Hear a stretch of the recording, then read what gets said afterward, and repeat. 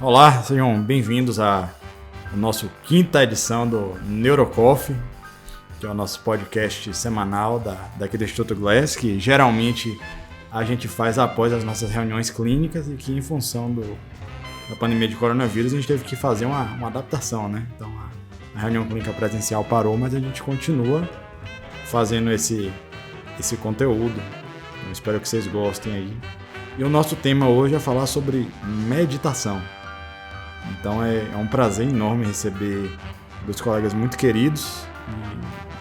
E não tem ninguém que eu pensaria que estaria melhor qualificado para estar aqui hoje para falar para vocês sobre isso. Então eu tenho certeza que vai ser uma conversa muito boa.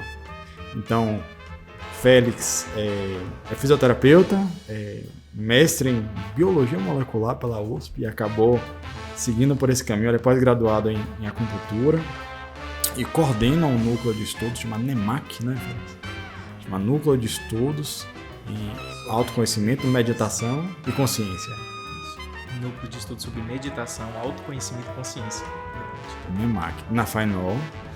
E Catiene, que é psiquiatra, professora da UFBA e coordenadora da residência de psiquiatria aqui em Conquista, bem conhecida da gente. E a gente vai bater um papo hoje sobre meditação, os diversos tipos de meditação, o que é mindfulness e as utilidades disso, o que tem de evidência científica. É uma conversa mais do que qualquer coisa. E eu queria, assim, primeiro saber de vocês, assim, como é que meditação entrou na vida de vocês, porque assim, eu não tenho muito conhecimento sobre isso, nem autoridade para falar, mas vocês têm, tanto do ponto de vista profissional como do ponto de vista pessoal, porque eu sei que vocês dois, além de tudo, são meditadores. Então eu queria saber um pouquinho de vocês, assim, primeiro, como é que entrou na vida de vocês a história da meditação? Antes de falar das indicações profissionais, como é que vocês recomendam isso? Como é que é a meditação na vida de vocês?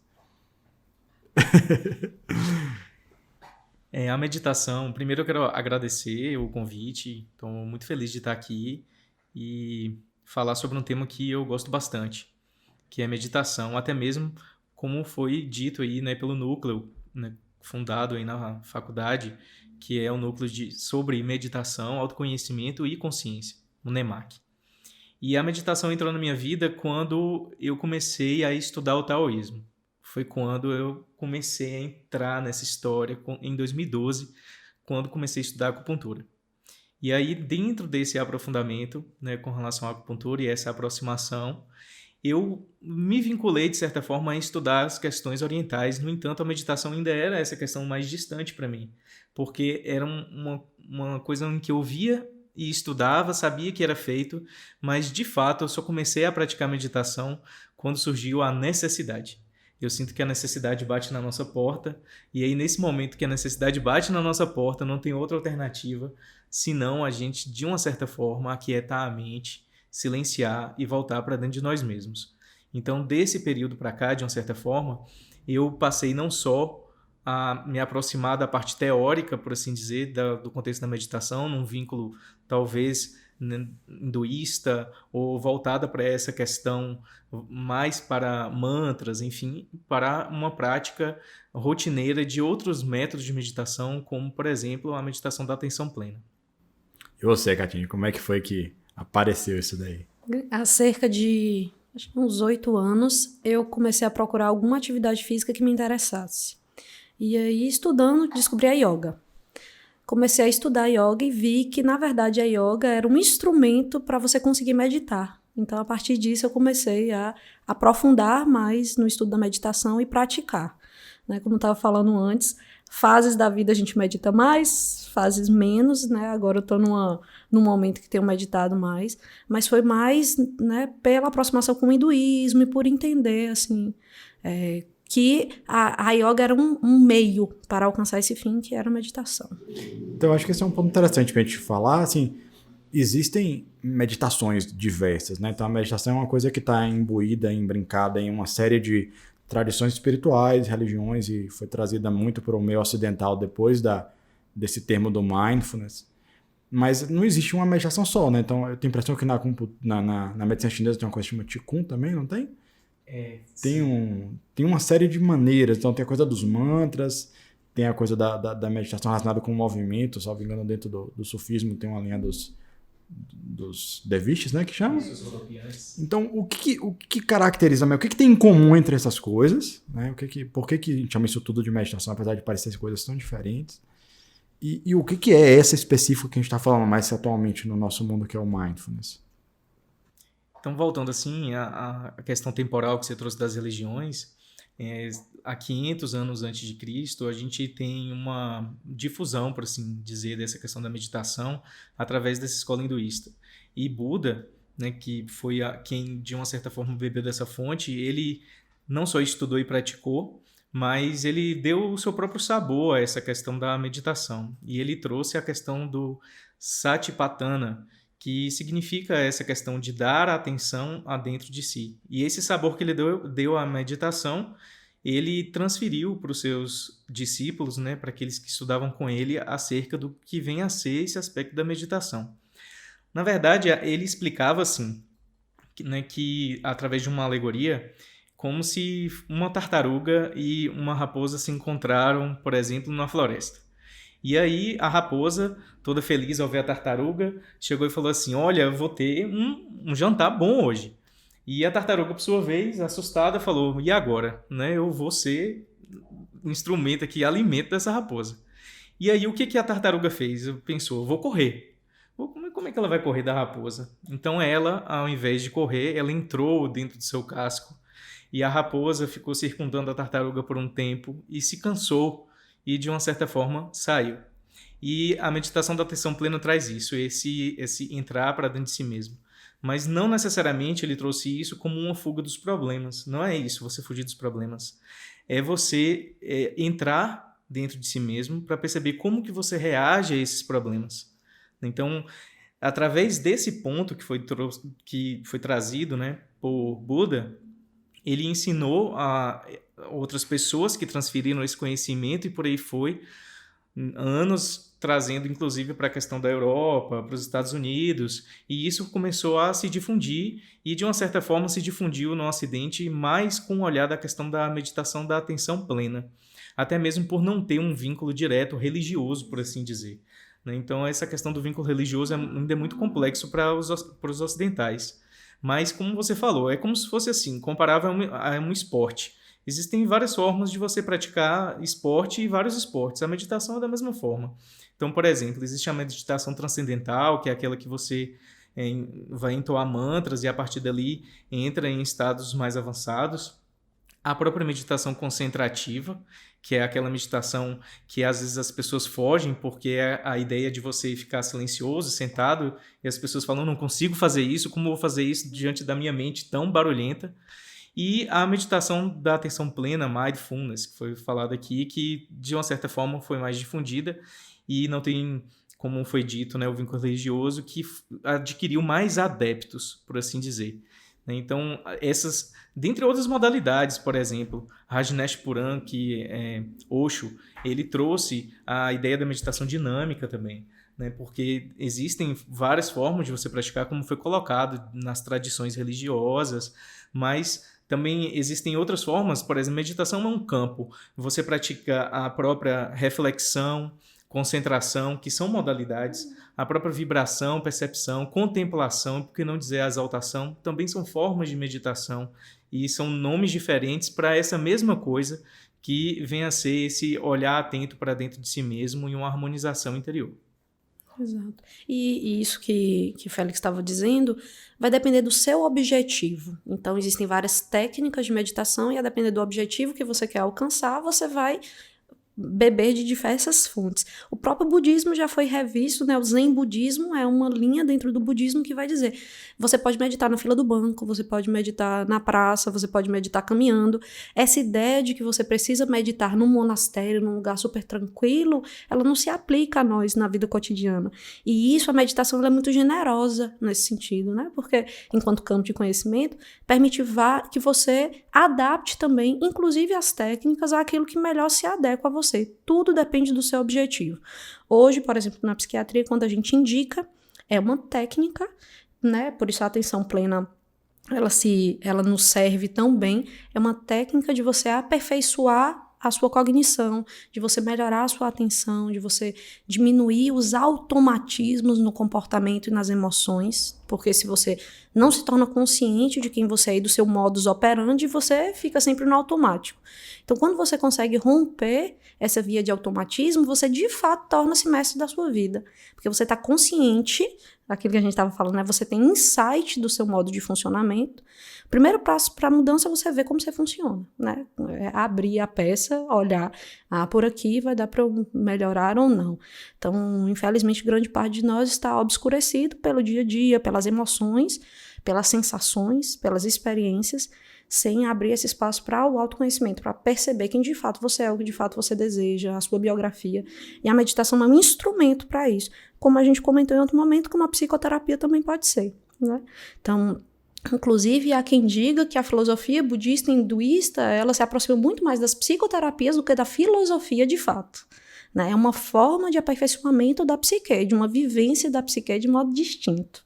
Eu gostei muito dessa definição, eu queria saber a aprovação de vocês sobre isso. Tem um artigo legal na Nature Reviews of Neuroscience de 2015, que ele faz uma revisão de série de artigos, que ele diz que a meditação pode ser definida como uma forma de treinamento mental que objetiva melhorar as capacidades psicológicas do indivíduo, como atenção, regulação emocional e autoconhecimento, que tem uma série de práticas, mas que se centram de uma maneira geral na percepção, na consciência do momento presente, de uma percepção sem julgamento.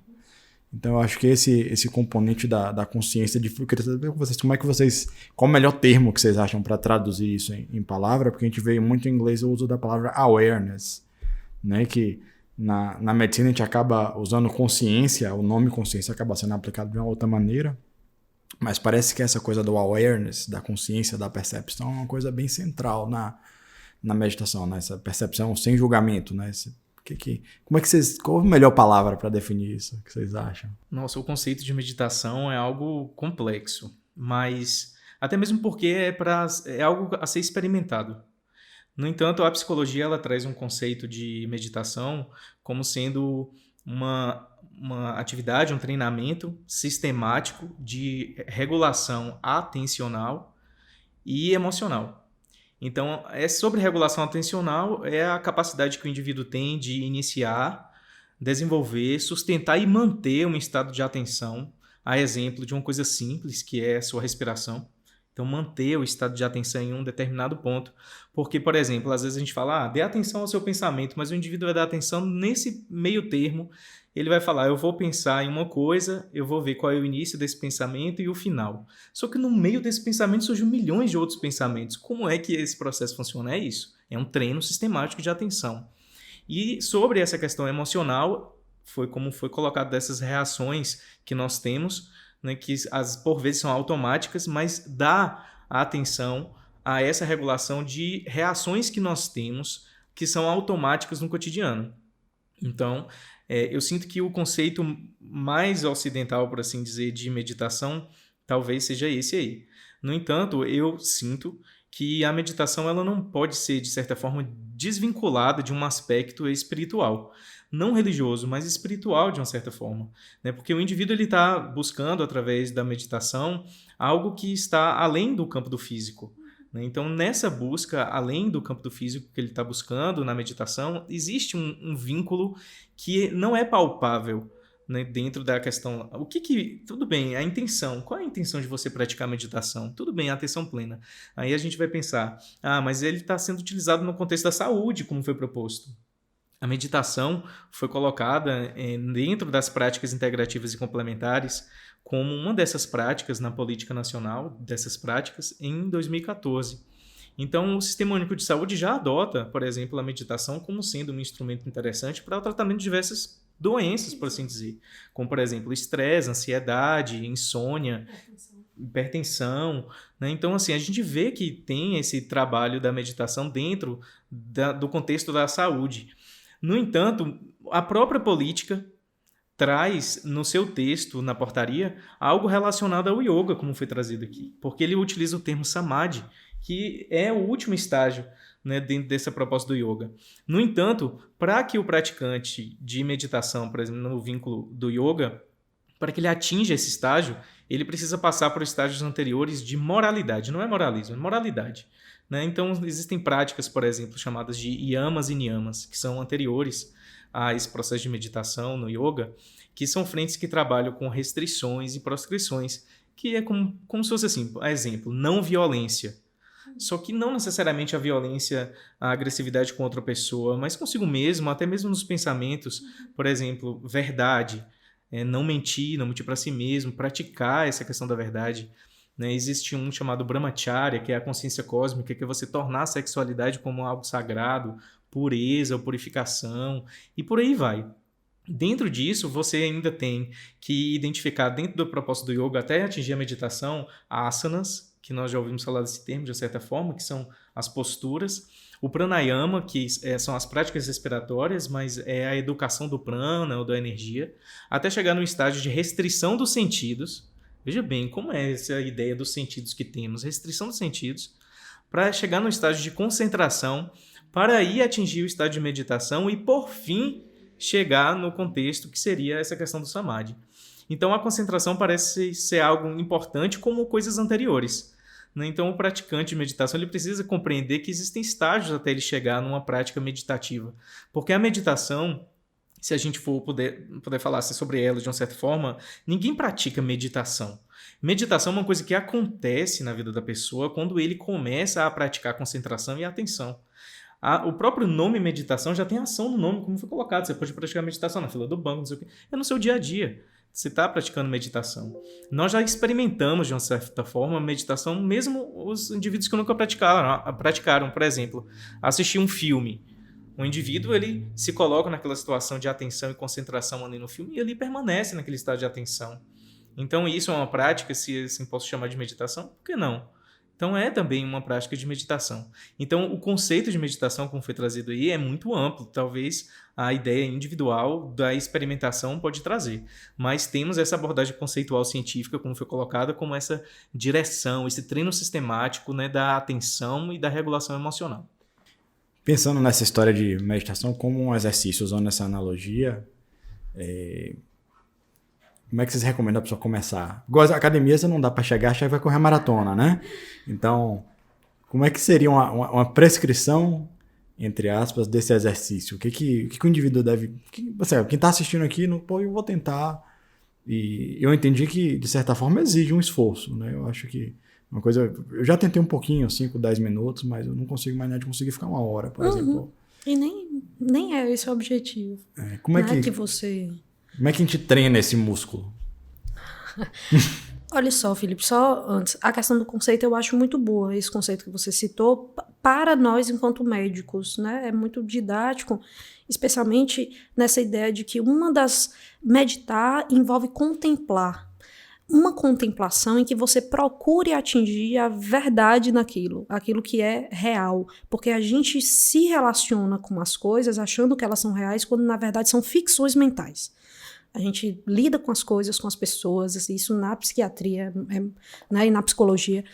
O indivíduo ele se relaciona com uma ideia, com um projeto, com a história dele, com as emoções, sem de fato notar aquilo com que ele está se relacionando. E ele sofre muito, e por isso que o budismo vai dizer que o sofrimento é uma escolha, apesar de ser algo que o budismo vai dizer, o sofrimento é uma verdade. Todos nós sofremos porque todos nascemos, todos adoecemos, todos morremos. Mas a forma como você lida com isso é uma escolha. Você pode se impregnar pelo sofrimento, você pode contemplar e entender que todos compartilhamos, né, dessa mesma realidade, que todos somos um. A ideia do nirvana, né, ou do samadhi, que é essa dissolução do eu no universo, é você perceber que nós todos somos humanos, somos comuns, as experiências, né, elas nos invadem o tempo todo. Então, acho que essa coisa de você contemplar sem julgar é uma das grandes propostas, talvez, e é um dos grandes objetivos no ato meditativo. E trazendo, né, essa coisa do, como Félix falou, não dá para destrinchar ou distinguir da questão espiritual, e se a gente lembra que psique vem de alma, né, o significado é esse. Então, assim, existe uma questão psíquica de desenvolvimento pessoal. Então, voltando à sua pergunta, o primeiro passo para quem quer meditar é flexibilidade cognitiva. Você precisa querer se desenvolver enquanto pessoa. Né? Não, eu quero ser melhor, eu quero encontrar uma versão melhor de mim mesmo. Mesmo que minha história tenha sido catastrófica, mesmo que eu me julgue uma pessoa cheia de defeitos, mesmo que eu acho que eu sou ansioso e eu não vou conseguir ficar parado lá, sem conseguir pensar. Então, assim, abrir a possibilidade para a experiência. E uma coisa importantíssima, né? Não há um resultado que você vai perceber, hoje eu meditei legal, hoje minha meditação não foi tão boa, hoje eu não consegui. Não, porque você vai percebendo os resultados no dia a dia, na sua vida, no cotidiano. Você vai percebendo o quanto que você vai se tornando uma pessoa diferente, né? Eu acho que isso é comum a todas as religiões, a todas as crenças, que é a evolução pessoal. A gente conseguir ser nossa melhor versão para a gente e para os outros. E depois a gente entra na coisa pragmática. Então, isso que ela trouxe da questão da prática, a vontade, eu acho que é o recurso fundamental do indivíduo, né? Então, ele realmente necessita. Mas de uma forma bem prática mesmo, a gente inicia esse processo de meditação através da respiração. Então, observar a respiração. Às vezes nem é controlar a respiração, não é você mudar seu padrão respiratório, mas é você observar a sua respiração.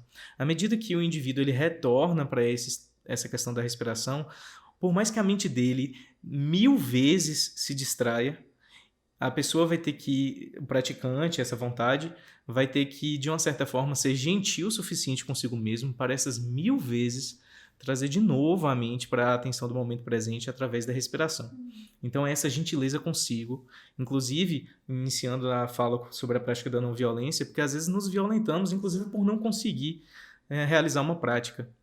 Então, essa gentileza consigo de praticar a respiração e estar atento no momento presente. Às vezes, nós não estamos atentos no momento presente, porque estamos, de uma certa forma, vinculados com aspectos do que já aconteceu no passado ou que vai acontecer no futuro.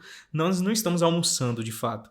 Estamos almoçando pensando no que vamos jantar, ou o que aconteceu mais tarde, mais cedo, ou vamos tomar banho, não estamos tomando banho, de fato, ou sentindo a água no nosso corpo, nos percebendo. Estamos pensando milhões de coisas durante o banho e não experimentamos, de fato, o que vem a ser aquele banho.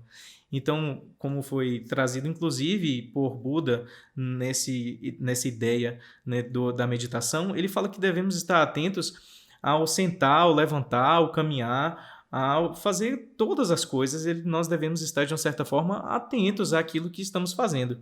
Mas o que vemos é que estamos, de uma certa forma, apegados às nossas distrações e, de uma certa forma, reagindo nessa questão do automático. Daí a necessidade, por exemplo, da vontade do indivíduo se melhorar. Eu sinto que a meditação, o objetivo maior da meditação é tornar uma pessoa melhor, você se tornar uma pessoa melhor. Essa é a prática da meditação. Aí vamos supor, um indivíduo pratica meditação.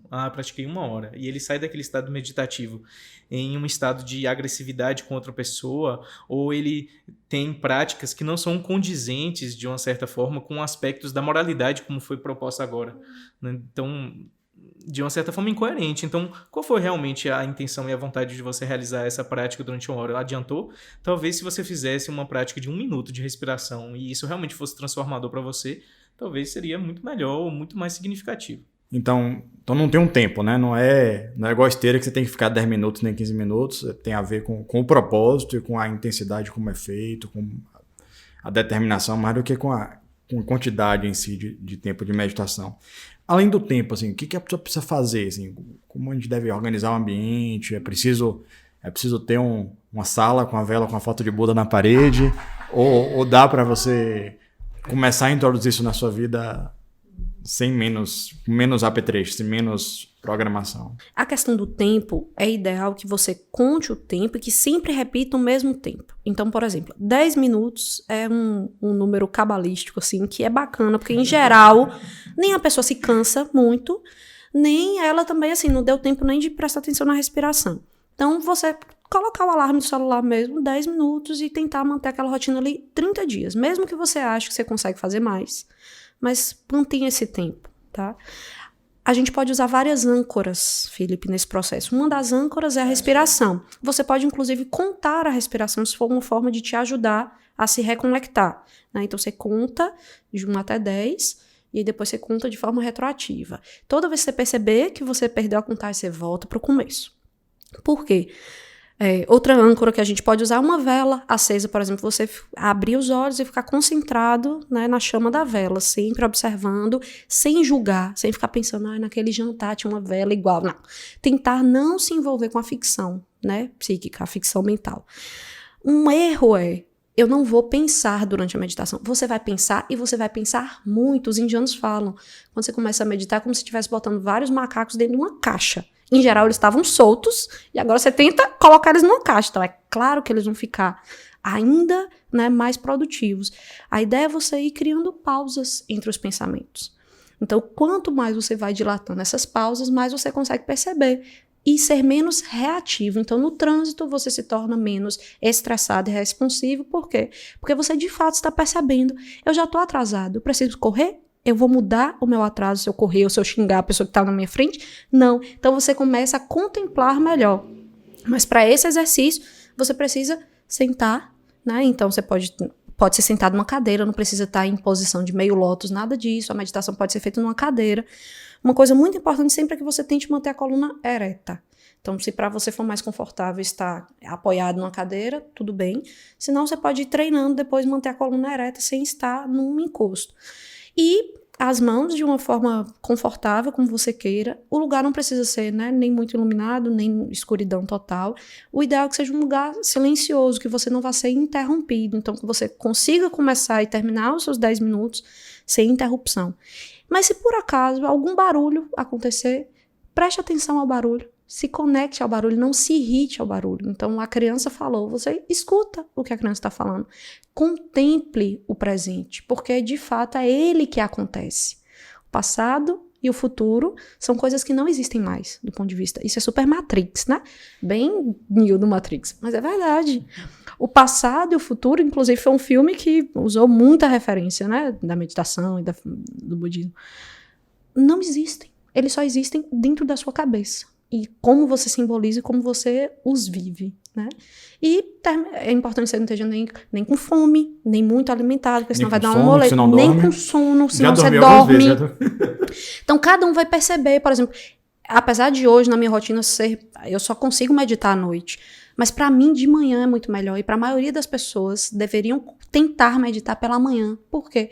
Porque você acordou, você tá com menos pensamentos naturalmente. E de certa forma dá uma tônica ao dia, né? Tipo, você começa o dia com aquele... Exato. Mas você tem que ter um tempo, porque se você já for atrasado, seu horário é 7, você querer meditar 6:30, só vai gerar ansiedade. E a sensação de inutilidade. Meu Deus, tanta coisa pra fazer, eu tô aqui fazendo nada. Tô aqui parado. Então, para a maioria das pessoas, quem vai começar, pode começar no horário da manhã, porque em geral, às vezes a casa tá mais silenciosa, ou, né, você tem menos pensamentos. Cada um vai descobrindo, né, seu horário também. Eu acho muito interessante a interface das coisas, né? A gente falando de um dos benefícios, é essa coisa da pessoa conseguir perceber os pensamentos e não se identificar com eles. Que é muito do que se faz, por exemplo, na terapia cognitivo-comportamental, né? Que é você...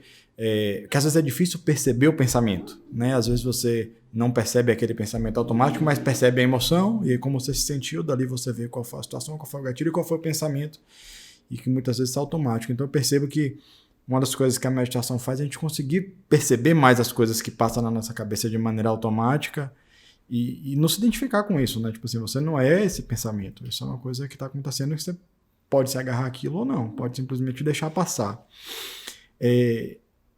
Eu acho muito interessante também, eu estava assistindo recente uma aula sobre inteligência emocional do Daniel Goleman, ele falando dessa circuitaria da inteligência emocional, porque se você for parar para pensar, os conceitos eles se superpõem um pouco, né? Então, o que é inteligência emocional? Autoconhecimento, autorregulação emocional, acaba que tem muito parecido com o que a gente está vendo, né? Então, a gente estava até conversando um pouquinho antes com o Félix, que quem faz isso no nosso cérebro é o córtex pré-frontal dorsolateral, principalmente, né? Que o córtex pré-frontal é essa camada evolutivamente mais nova do cérebro, o neocórtex, e a gente tem um sistema emocional evolutivamente mais antigo, que é o sistema límbico, que ele é ativado de maneiras automáticas. E é como se o seu córtex pré-frontal servisse para dizer não, né? A gente está ativando a amígdala, está ativando os mecanismos de defesa para lutar, para correr, para fugir, e é essa parte cortical, frontal, que eu falo, não, isso, a gente não precisa disso agora, né? A gente não está mais na caverna, a gente não precisa estar ativando esse mecanismo de luta e fuga porque está atrasado 10 minutos no trânsito, porque... E é justamente aí que eu acho que entra, né? Você perceber e falar, poxa, eu estou pensando isso é adequado ou não. Então, essa coisa de controlar estímulo e resposta. Ô, Catinho, eu queria que você comentasse um pouquinho sobre essa coisa do passado e do futuro, né? Então, quem acaba adoecendo muito do futuro é o ansioso. porque fica imaginando cenários até de maneira catastrófica e tal. E geralmente quem adoece muito do passado é o deprimido, que fica remoendo, que fica na melancolia, ou às vezes com culpa, né? Então a meditação ajudaria isso? É uma forma, como a gente falou, né? Todas as outras formas de desenvolvimento pessoal, que podem ser várias. Então, a espiritualidade, a psicoterapia, a meditação pode ser uma delas. Sempre o indivíduo, como a gente falou, exercendo a ahimsa, que é a não violência. Então, você precisa perceber que você pode fazer aquilo, né? Que aquilo tem a ver com você. Então, abrir a disposição. Né? Eu vou tentar, eu vou experimentar. Então, eu sempre pergunto, né, ao paciente, ao cliente, se ele já ouviu falar, o que é que ele pensa a respeito, escuto dele antes de fazer essa prescrição. Por quê? Como eu disse, é um exercício que ele tem que ser contínuo. Então, a meditação, né, esse foco na atenção plena tem que acontecer em todos os momentos do dia, e não só naqueles 10 minutos que você vai dedicar para aquilo, porque é como se fosse um intensivão, assim. Naquele momento você está, de fato, só fazendo aquilo. E o que é que acontece com o ansioso? Ele está o tempo todo envolvido nessa novela, né, nesse filme na cabeça dele, de que tudo que ele vai fazer ou vai dar errado, ou vai ter o pior desfecho possível, ou que ele não vai conseguir, né, fazer da forma como ele deveria fazer, que tudo vai dar errado. E a gente vai trabalhar todas as estratégias de autocontrole emocional. Então, assim, o que é que você pode, de fato, deliberar e fazer sobre essa situação? Então, eu acho que meu patrão vai me demitir. O que é que você pode fazer a respeito disso? Né? O que é que de fato pode ser feito? E ele perceber que existem algumas coisas que saem da alçada e que o melhor é lidar com aquilo que a gente falou em outro momento, né?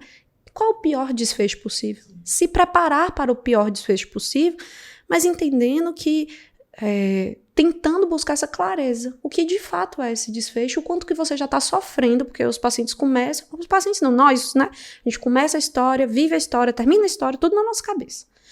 Nada aconteceu. Só que isso gera resposta física, né? Resposta física. Então a gente tem alguns estudos mostrando, né, que a coisa pantomímica, imaginativa, ela funciona para o corpo, às vezes, como se fosse realmente um estímulo real, como se você estivesse de fato fazendo aquela coisa. Isso, a gente vai muito no paciente que tem pânico, né? Que tem um monte de coisa fóbica, e às vezes só de pedir o cara para imaginar fazer aquela tipo de disposição interoceptiva na mente, às vezes você desencadeia toda aquela resposta orgânica e o cara faz uma crise de pânico no consultório, né? E eu também, isso traz muito também aquele conceito da equanimidade, né? Da temperança, de você... que vem a história da regulação emocional, né, Fez? Como é que é essa coisa dessa virtude? Como que a meditação pode ser um gatilho para a gente desenvolver a virtude da equanimidade, da temperança? Então, essa questão do passado e do futuro é interessante, que um estudo mostrou essa questão dos meditadores experientes, dos indivíduos que não meditam, que os meditadores experientes, quando são submetidos a um estímulo, por exemplo, um estímulo de calor que vai ser doloroso, o indivíduo que não medita, ele antecipa essa situação dolorosa a tal ponto que quando ele realmente é submetido ao evento de dor, ele já não sente necessariamente aquela dor. Então, ele já sentiu antes, e aquela descida dessa dor é mais demorada. Enquanto o meditador experiente, ele não antecipa essa situação. Então ele permanece, e quando é submetido ao evento de dor, ele sente a dor, e a descida dessa dor, ela desce absolutamente. Eu sinto que essa virtude que foi trazida é realmente muito importante, mas há situações como nós colocamos, por exemplo, de antecipar as situações, inclusive as piores, é a reflexão, né? Nós podemos atribuir essa questão da reflexão, mas essa reflexão tem que ser vinculada a um valor que a gente tem que dar às situações que vivemos, porque se a gente não der um valor, a gente vai buscar repetir de novo aquele mesmo padrão. O que eu tenho que aprender com essas situações? E eu sinto que esse aprendizado nos leva, de uma certa forma, a agir com esse equilíbrio, né? Com essa temperança. Quando a gente vai fazer uma comida, se a gente salgar demais, fica ruim se colocar sem sal também. A gente tem que colocar o tempero na medida correta para que a gente possa saborear aquilo. E eu sinto que essa virtude da temperança nos traz essa condição, né, de colocar isso. E é interessante que, embora esse vínculo foi colocado aqui com relação ao sistema nervoso, no olhar da medicina chinesa, a atenção, esse processo de atenção é regulado pelo órgão coração. O coração, na medicina chinesa, ele armazena uma alma, que foi trazida nessa questão do psique, chamada Shen. O Shen, ele regula esses processos de consciência, atenção, pensamento, memória, sono, e ele está vinculado a esse aspecto. E é a partir desta ideia da atenção é que, de uma certa forma, ele manda uma mensagem para o cérebro, porque no olhar da medicina chinesa, o cérebro é uma máquina de respostas muito inteligente. Então eu preciso dele, eu envio aquilo que quero, que traz desse aspecto do coração, e ele então me responde a essa altura. Então é interessante que, de uma certa forma, estamos buscando essa questão, né, da consciência, por assim dizer, como foi trazida aqui no cérebro, mas também pode ser vinculado a esse aspecto do coração. E eu vejo que essa questão da temperança surge dessa questão da consciência, né? Existe um conceito de consciência que eu gosto muito. Consciência significa sem conflito. E eu acho que a meditação nos traz essa possibilidade, né, de reduzir essa quantidade de conflitos que temos todos os dias, através de diversas formas. Talvez de um conflito mais poderoso que temos internamente, que é aquilo que somos e aquilo que, de uma certa forma, apresentamos ser. Então, a meditação nos leva nessa condição de aprofundar naquilo que realmente somos. Então, isso, de uma certa forma, nos conduz a esse equilíbrio, a essa temperança. Isso que Félix me falou me lembrou um conceito que na psiquiatria a gente chama de alextimia, né? Que é a ideia de você não sentir emoções. A lógica da meditação não é essa, não é esfriamento emocional que algumas pessoas acham, né? Que o mundo está acabando e que quem está na prática da meditação fica lá como um Buda, fica zen, é indiferente. Na verdade, você não é indiferente, você também é contaminado, mas você consegue colocar isso em perspectiva. Então, por que tal situação me afetou tanto? Por que eu fiquei tão triste, tão preocupado? Porque você se preocupa com o seu funcionamento. Você começa, de fato, a observar a sua psique. Então, essa é uma assim, para mim, por exemplo, é um dos grandes ganhos da meditação na minha vida, no dia a dia, é que eu tento analisar a minha psique. Eu quero perceber por que isso me irritou. Exato. De perceber, ou então por que aquilo me estressou tanto, adianta eu estar assim? Então, aquilo, né, do desenvolvimento mesmo, de você cada vez ir, né, sendo melhor, sendo uma pessoa mais presente, de fato. E aí eu fiz aqui uma listinha de coisas que eu vi, assim, de possíveis outros benefícios, né? Então, uma das coisas que a gente vê muito é a memória, assim, os pacientes se queixam muito, eu não sei se acontece no seu consultório, não sei se acontece com o Félix. Muito comum, o pessoal vem ao neurologista, eu vim aqui porque eu estou esquecido. E quando você vai ver, a pessoa não está esquecida, a pessoa está desatenta. É simplesmente disfunção executiva, né? Disfunção do córtex pré-frontal dorsolateral. Ou seja, se a cabeça da pessoa funciona em tudo, menos no que está acontecendo, a pessoa está, por exemplo, vou pegar o celular e vou guardar aqui na gaveta, mas nessa hora eu estou preocupado porque a conta não pagou, estou preocupado por causa do coronavírus, e você não deu atenção a isso, isso não vai ficar registrado na memória. Então, uma das coisas que o potencial benefício da memória. Eu anotei alguns itens aqui para vocês dar um destaque ao que vocês acharem importante. Eu anotei memória, eu anotei também sobre o sono, que talvez ajude. Muita gente tem insônia porque fica remoendo o que aconteceu no dia. Eu anotei aqui uma coisa de função imunológica, de repente poder comentar um pouquinho sobre isso. Está todo mundo preocupado de adoecer, dessa doença viral, se eventualmente poderia ter algum benefício da função imunológica. A gente falou um pouquinho de depressão e ansiedade já. E também anotei eventualmente felicidade, né? Que eu tenho um livro muito importante até de um monge. Tem uma palestra no YouTube do cara que dá na London School of Economics, que é o nome do cara. E ele fala que, de alguma forma, é uma ferramenta de se tornar mais feliz, né? Eu acho que o nome do livro é não sei, tem um livro que fala sobre felicidade. Então, dessas coisas aqui, o que vocês acham que benefícios de meditação, memória, vocês veem isso daí também? Vocês acham que essas coisas são potenciais? O que vocês acham? É interessante que você falou assim, que esse paciente que surge na clínica com essa questão da memória, lá do córtex dorsal, pré-frontal, dorsal, dorsolateral, no meu olhar, de uma certa forma, aquele indivíduo vai ter um problema no coração. Então, dentro dessa ideia do coração, mas não é, porque eu tenho um problema no coração, é hipertensão, é arritmia, não necessariamente isso, né? Mas de um coração, no olhar da medicina chinesa, como um coração energético. E esse olhar da regulação, o coração ele coordena de uma certa forma as nossas emoções. E se de uma certa forma a gente identifica que ele controla o sangue através desse impulso, né? E o sangue ele está em todas as nossas células, de uma certa forma, percorrendo. Então, ele está envolvido com tudo que está acontecendo no nosso corpo e não é diferente a questão do sistema imunológico. É comum a gente trabalhar dentro da acupuntura, por exemplo, essa ideia do coração fortalecendo o sistema imunológico, porque entendemos que a questão emocional normalmente é o gatilho para as doenças se manifestarem no físico. Então, todos os órgãos e vísceras que estudamos, eles têm um vínculo emocional e devemos tratar essa condição emocional para que o indivíduo não adoeça no físico de uma certa forma. E isso são camadas até se manifestar de fato no físico, como é o caso do sistema imunológico, né? Então, hoje estamos enfrentando, por exemplo, de certa forma, a emoção do medo. Então, o medo está apavorando as pessoas. As pessoas estão ou vivendo nas piores situações do futuro, como foram colocadas aqui, mas sem dar o devido valor a isso. Ou estão vivendo de uma forma, assim, um saudosismo com relação ao que foi, querendo voltar tudo ao normal, quando, na verdade, nós estamos vivendo uma situação que parece que nada vai voltar ao normal. E espero que não volte ao normal, de uma certa forma. Espero que isso tudo mude, que a gente possa ter uma visão diferente, desde que atribuamos, né, um determinado valor à situação que estamos vivenciando agora. Então, eu sinto que essa questão, né, do sono pode ser melhorada, como eu falei. Consciência, atenção, memória, pensamento e sono são regulados por esse aspecto.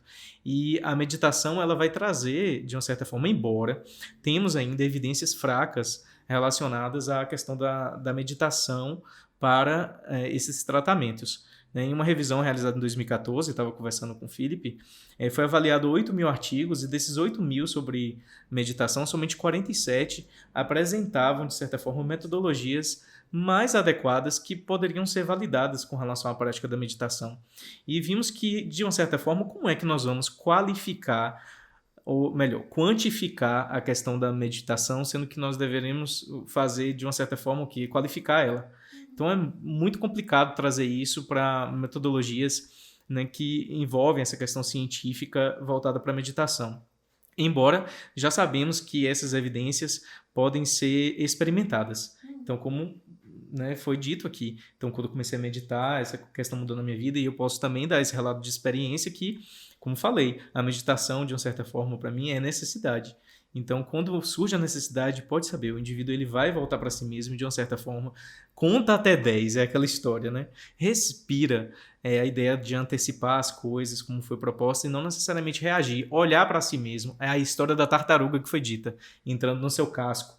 Então, ele vai estar ali olhando para o seu interior, se observando e vendo como que ele vai reagir a essas situações externas que estão afligindo de uma certa forma. Então, a partir daí, eu sinto que a pessoa que pratica meditação, ela vai ser como um mestre de sua mente.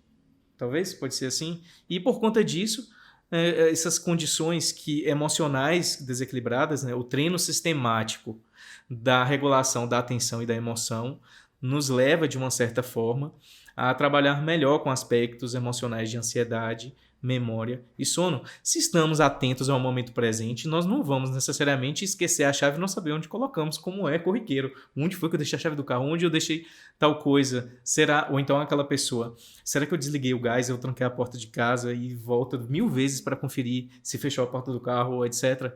Se estivéssemos realmente atentos no momento presente que estávamos fazendo aquela ação, então nós não necessariamente iríamos queixar, por exemplo, de problemas de memória, como foi esse propósito. Assim. Então eu sinto que a prática da atenção e da meditação pode ser bem eficaz para essas disfunções que foram colocadas aqui. A questão imunológica indiretamente teria associado ao cortisol, né? Porque é uma técnica para redução dos níveis de estresse, então você, né, faria um equilíbrio melhor do cortisol, melhoraria sua imunidade, mas como o Félix falou, é uma indução, assim, é o que a gente pensa.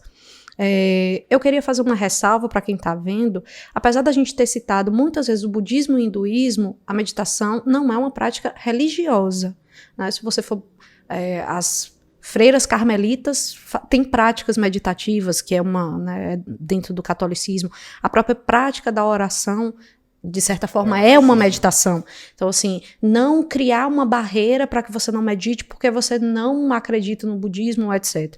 Entender que é uma técnica, né? Para nós aqui ocidentais, é uma técnica que você pode colorir com a sua vivência espiritual, pensando que é uma forma de você, né, se desenvolver enquanto pessoa, independente da sua crença, ainda que você seja ateu, né, agnóstico, o que for. Você pode usar como uma estratégia de desenvolvimento mental. Para falar sobre felicidade, eu me lembro do significado do sorriso de Buda. Quem já viu o Buda meditando, vê que ele tem um leve sorriso nos lábios. Aquele leve sorriso é o sorriso do contentamento. Contentamento não é euforia. Não é essa lógica da felicidade, né? O que é ser feliz? Ser feliz é ser contente. É ser satisfeito, não é estar satisfeito necessariamente, é ser, é desapegar dos seus desejos, das suas projeções. Exato. Porque cada vez que você deseja, que você projeta, quando você chega lá, não tá bom, você quer ir mais adiante. E essa sensação de que nunca está bom gera angústia, gera sofrimento. Então, apesar de estar super na moda a palavra gratidão, mas é uma emoção, uma sensação que a gente precisa desenvolver, né? De estar contente. Esse é o melhor que tem para hoje. E eu tenho que ser grato por isso. Mesmo que seja sofrimento, mesmo que seja dificuldade. Porque ninguém aprende com situações fáceis. A gente só aprende com um erro, com aquilo que é difícil.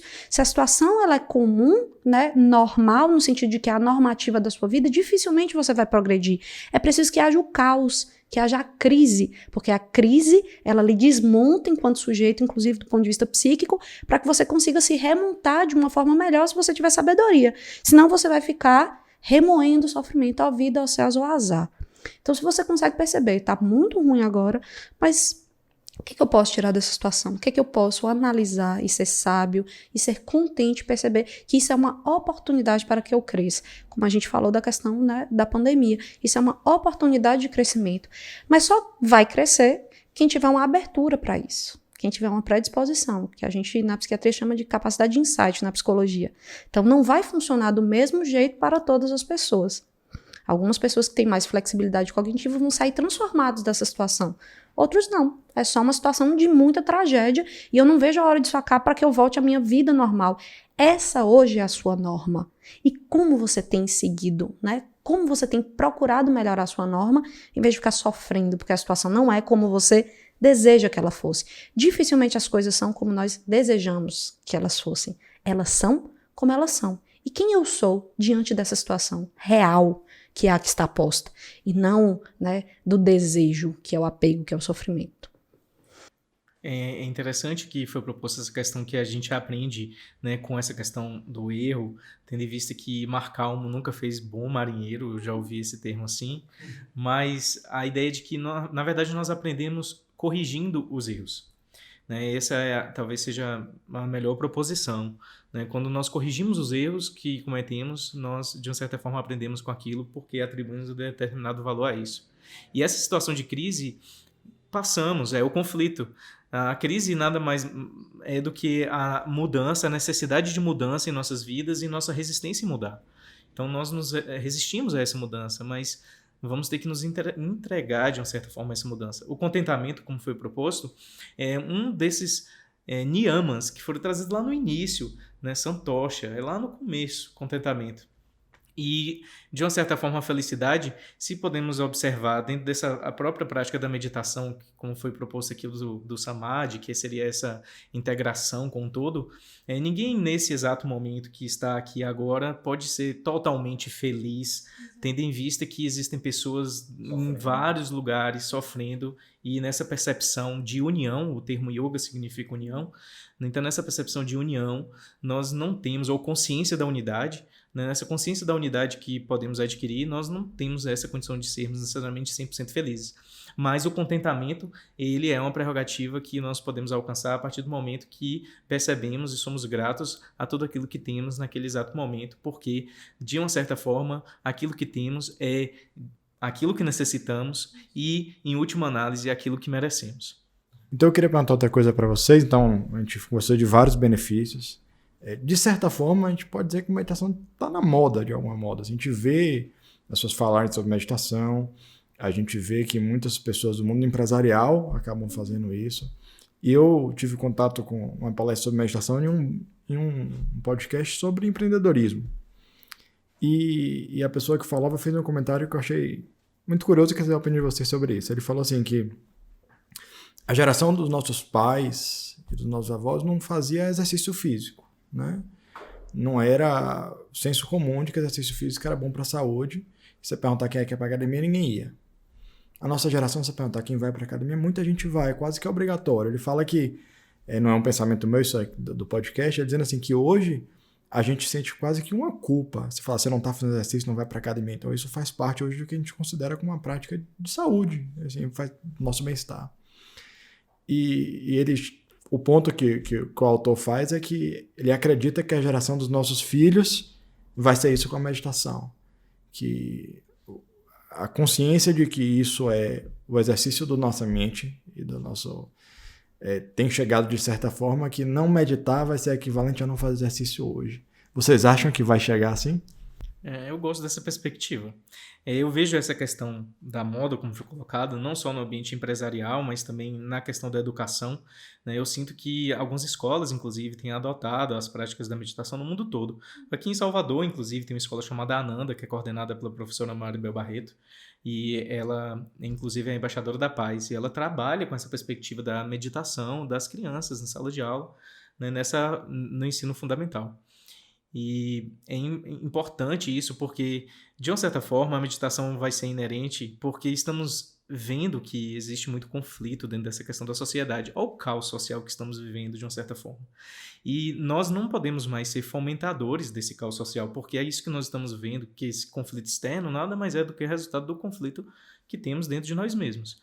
Então, a partir do momento que passamos a desenvolver essa prática da atenção plena, de observar nós mesmos e não mais ser disseminadores de conflitos, não só internamente, mas também externamente, né, nos propõe a ideia de que a meditação ou essas práticas que envolvem a meditação vai se tornar uma necessidade. Eu sinto que, além dessa questão da modinha, como falei, existe essa necessidade. E hoje, por estar nessa moda, a gente pode ver, inclusive, vários aplicativos de celular que nos propõem essa questão da meditação, né? As meditações guiadas, as que nos propõem a questão da imaginação, o relaxamento corporal, a percepção do corpo. Todas são técnicas que também são muito importantes para essa prática da atenção. Então, eu sinto, né, como foi colocado, que a meditação realmente, né, pode ser uma necessidade de tal forma que espero que não nos sintamos culpados por não realizá-la, né? Porque a proposta não é essa de você se sentir culpado, até mesmo porque temos que nos libertar dessa ideia de culpa quando praticamos a meditação. Mas também trabalhar a perspectiva não... a questão da culpa, que às vezes a gente atribui, né? Fala assim, ó, a culpa é minha e eu coloco em quem eu quiser.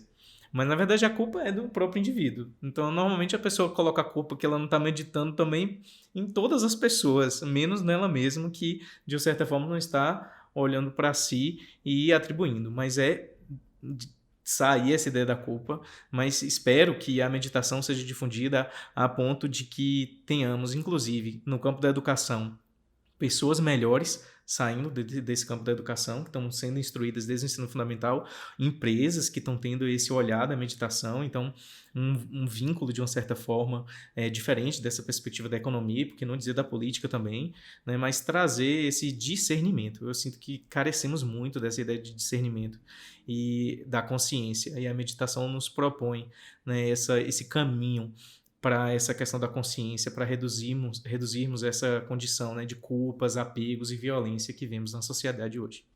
Eu acho que não tem como dissociar do viés antropológico, isso que você está dizendo, né? Há uma adágio popular de que a oportunidade faz o ladrão.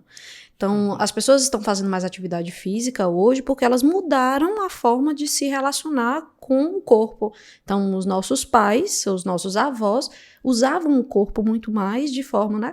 Ou trabalhavam na agricultura, ou iam andando para o trabalho, ou todo mundo, né, nas atividades domésticas, que são extremamente exaustivas. Então, as pessoas trabalhavam muito mais com o corpo, não precisavam encapsular num formato que chama-se academia, que também não funciona para todo mundo, e eu acho que esse é um assunto legal até para outro podcast.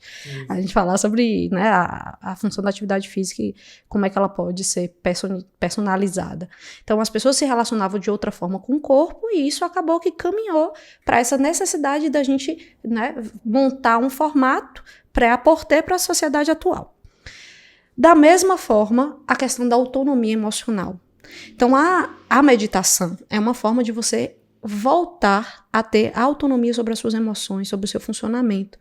E a gente viu uma queda da inteligência emocional nessas últimas gerações, porque foi promovido uma coisa muito out, né? Muito para fora, muito de extroversão, das experiências, dos prazeres, do consumo, da imagem, da estética, do individualismo, de que o mundo está aí para me satisfazer, do sucesso, de ser bem-sucedido, de ter o carro, porque as pessoas hoje podem ter, né? Então as pessoas podem viajar para o exterior, as pessoas podem consumir tudo o que elas quiserem.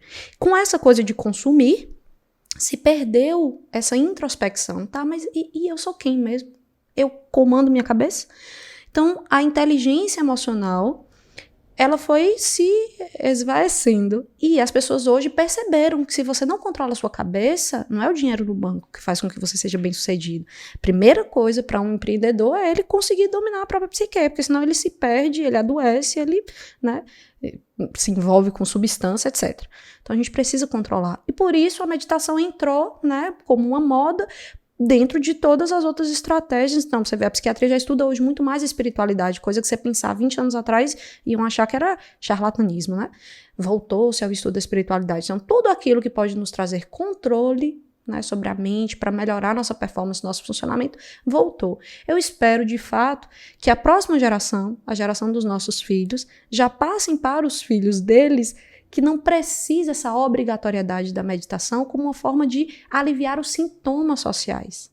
Entende? As pessoas estão buscando muito meditação e todo mais, porque estão extremamente sintomáticas. Que a gente possa ter escolhas livres. Eu quero meditar porque eu quero meditar, e não simplesmente porque eu preciso, porque é a forma que a médica passou, que o psicólogo passou.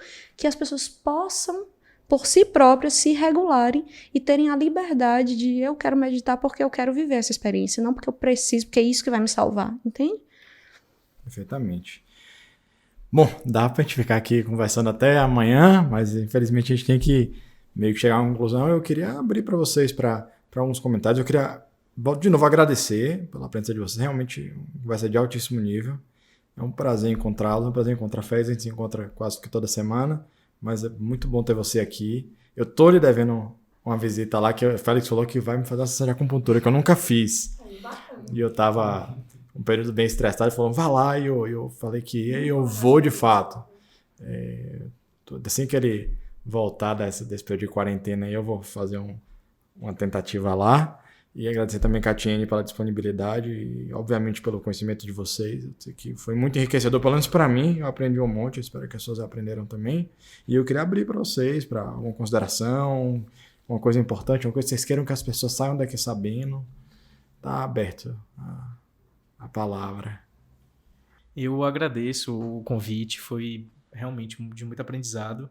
Foi uma prática meditativa estar aqui, né, tendo em vista que estou atento àquilo que vocês estão propondo e aprendendo bastante com essa experiência.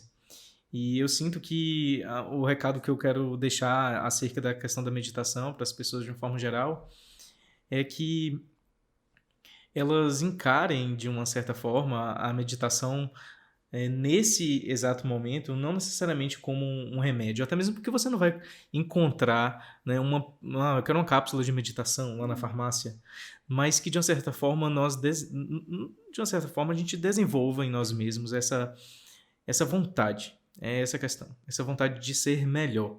Então é esse desenvolvimento de ser melhor, e isso se aplica a qualquer prática que você faça. Então, dentro do campo da espiritualidade, dentro do campo da oração, da sua prática religiosa ou não, né? Mas que a meditação possa entrar, de uma certa forma, dentro dessa característica para que você se torne uma pessoa melhor. Então, eu sinto que esse é o grande objetivo da meditação, né? Você se torne um melhor pai, um melhor filho, um melhor esposa, e dentro desse campo, né, social, inclusive, ser disseminador de coisas boas, né? Então, sinto que precisamos disso. Nesse exato momento, necessitamos disso. Espero ver, né, como lá na frente, que isso não seja uma ideia tão utópica, mas que logo mais a gente vê essa sociedade que vemos de uma forma muito mais amorosa. Sinto que esse momento que estamos vivenciando nos traz essa reflexão, né, de que estamos vivenciando e acessando questões no nosso íntimo que estão nos levando a essa questão do desenvolvimento do amor, né? A meditação traz essa questão do amor. E eu sinto que o amor é a cura de tudo. Disso que colocamos aqui, de todas essas doenças, patologias, né, que colocamos, disfunções, enfim. Eu sinto que se a gente desenvolve essa questão do amor, pronto. Nada mais é necessário. Né, o amor basta. Eu agradeço também muito sempre a oportunidade de aprendizado, né? Fiquei muito feliz de conhecer e de ouvir Félix, já que, como perceberam, é um tema que me provoca, me motiva muito. Então, eu sou muito grata sempre, né, por essa oportunidade. Eu queria terminar com uma reflexão que eu ouvi do meu professor de yoga, Carlos Viana. Ele disse: a vida é uma meditação, ela começa com uma inspiração e termina com uma expiração. Então, que a gente possa ter essa perspectiva, tudo isso que a gente falou, que você consiga aplicar isso na sua vida, no seu dia a dia. Não é uma coisa super difícil, transcendental, mas perceba quem você é e opte pela sua autonomia. Então, escolha, eu quero ser a minha versão, né? A minha melhor versão. Paulo Leminski tem uma frase que ele diz assim: isso de querer ser exatamente quem a gente é ainda vai nos levar além. Então, descubra quem de fato você é, perceba, abra, né, as portas da percepção para que você se compreenda e exerça isso. Porque nós, sendo melhores, seres humanos melhores, a sociedade vai ser melhor. Né? Então, assumam de fato esse compromisso de serem a melhor versão. E não sou eu, enquanto psiquiatra, não somos nós, né, enquanto profissionais, ou o seu psicólogo, que necessariamente vai fazer com que você descubra isso. Somos nós.